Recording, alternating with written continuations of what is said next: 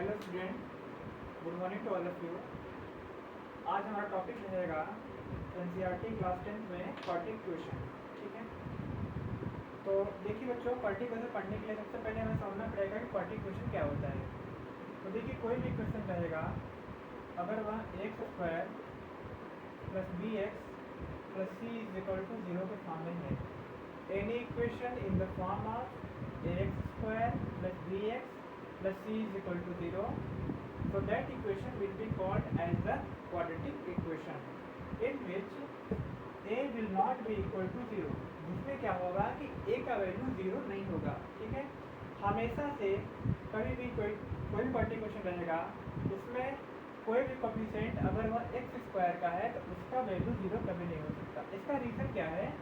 क्योंकि quadratic equation में जो है डिग्री हमेशा 2 होती है।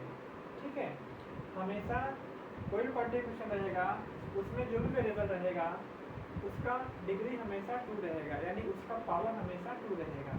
इसलिए इस इक्वेशन को हम बोलते हैं क्वाड्रेटिक इक्वेशन। ठीक है, और एक चीज़ और, इसमें हमेशा सिंगल वेरिएबल रहेगा।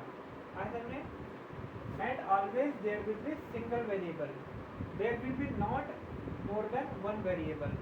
Okay, so here in this equation x is only variable in the form of x square and x, and here not any other variable except of x is available in this equation, so this equation is called as the quadratic equation. Are you sure? और इसमें क्या होता है, हमेशा देखिए x का हमेशा 2 values आते हैं। x के हमेशा कितने वैल्यूज आते हैं?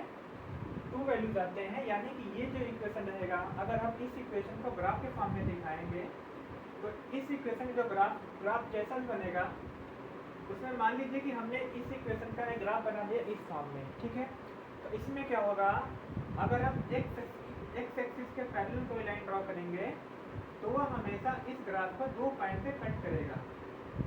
ऐसे में ये जो ग्राफ बन रहा है इस इक्वेशन का, इस इक्वेशन का जो ग्राफ रहेगा ये हमेशा कोई भी लाइन रहेगा अगर एक्स एक्सिस पैरेलल जा रही है तो उसको 2 पॉइंट पे कट करेगा। 2 पॉइंट में कट करने मतलब ये होगा कि इस मतलब ये जो हमारा ग्राफ है यह ग्राफ एक्स एक्सिस को 2 पॉइंट पे कट कर रहे हैं, मतलब इसका 2 वैल्यूज आ गए। ऐसे में तो ये होता है ग्राफ का representation of the quadratic equation.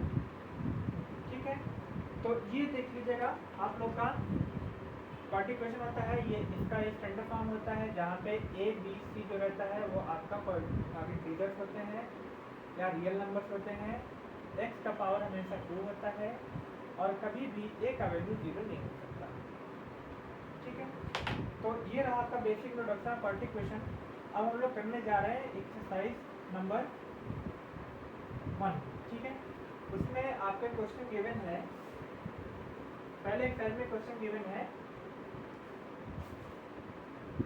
Exercise 4.1।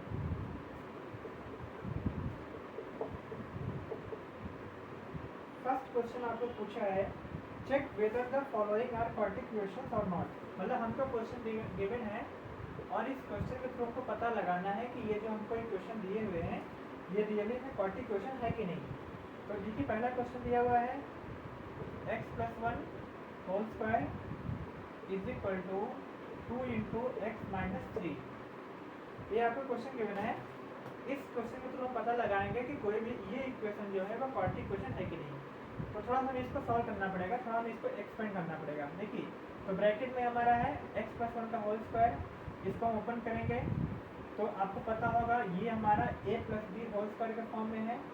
इसको जब भी ओपन करेंगे फॉर्मूला अप्लाई हो जाएगा, तो इसको ओपन करेंगे तो हमारा हो जाएगा x² + 1 + 2x is equal to, फिर यहाँ पे है 2 × ब्रैकेट x - 3। तो हम जब ब्रैकेट ओपन करेंगे तो क्या होगा, 2 का इंटू हो जाएगा x के साथ, 2x हो जाएगा माइनस 2 × 3 = 6 हो जाएगा। ओके, एंड आफ्टर दैट उसके बाद हम क्या करेंगे, ये जो हमारा टर्म है इसको हम इस तरफ लेकर आएंगे।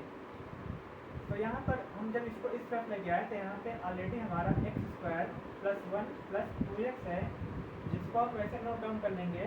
और जब इस टर्म पे इधर लाएंगे तो यहाँ प्लस का 2x है, माइनस का 2x हो जाएगा, और यहाँ माइनस का 6 है, प्लस का 6 हो जाएगा एंड इक्वल टू 0।